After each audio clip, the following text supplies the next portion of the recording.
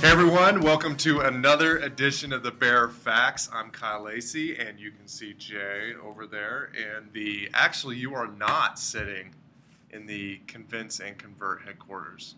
I'm in the subterranean lair of Convince and Convert. It's raining here in lovely Bloomington, Indiana, and I was getting a lot of raindrop audio in my office, so I am downstairs. Well, thank you for that. Today's conversation is about a recent study by NetBase and JD Power that has to do with what consumers think about companies that are either answering them on social media or not answering them on social media. And there's a lot of privacy concerns. In the survey, it said 42% of customers want companies to respond to positive comments, yet on the flip side, 43% of consumers think social listening intrudes on privacy.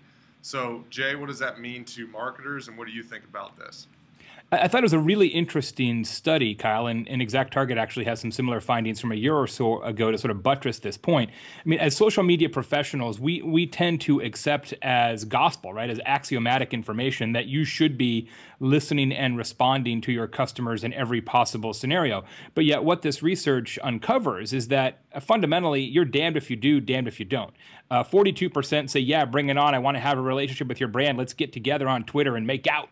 And then half your customers are like, no, don't ever talk to me. You're eavesdropping on me. You're invading my privacy. So the reality is, it doesn't matter what you do. Half of your customers are unhappy, right? So here's my advice.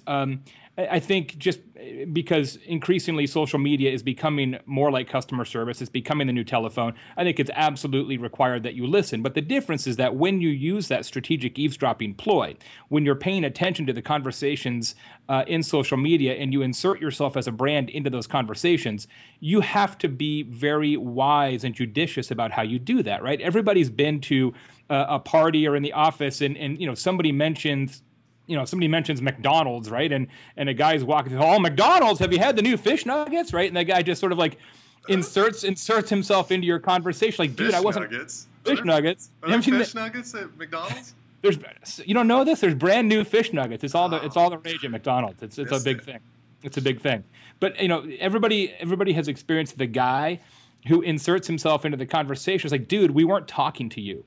And that's the risk that brands take, right? Being the dude, we weren't talking to you guy. And so you have to have a sense of context. And I think that the best advice, and this is actually pointed out in the blog post on Brian Solis' site that summarizes this research, is look, don't jump into the conversation as a brand unless you have a plan to add value, right? Don't just say, hey, I heard you, surprise, I've been stalking you. But if you can further the conversation, if you can direct those individuals to actual resources that make their lives better, then I think generally speaking, you're on safe ground. But that's a fine line. And that's why as this social listening business and social customer service industry matures, what we're finding, I think where the smart money is you're putting smarter and smarter and more experienced people on the front lines, not junior people right out of college who are familiar with the technology, but people who actually have judgment and background and expertise.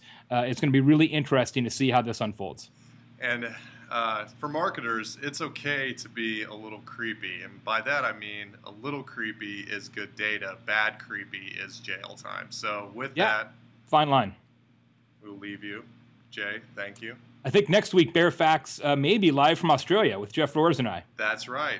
I will be sitting here in Indiana, and you guys will be enjoying Down Under. So what we're going to try and set up is me holding a koala bear, Jeff Roars riding a kangaroo. It'll be the greatest Bear Facts episode of all time.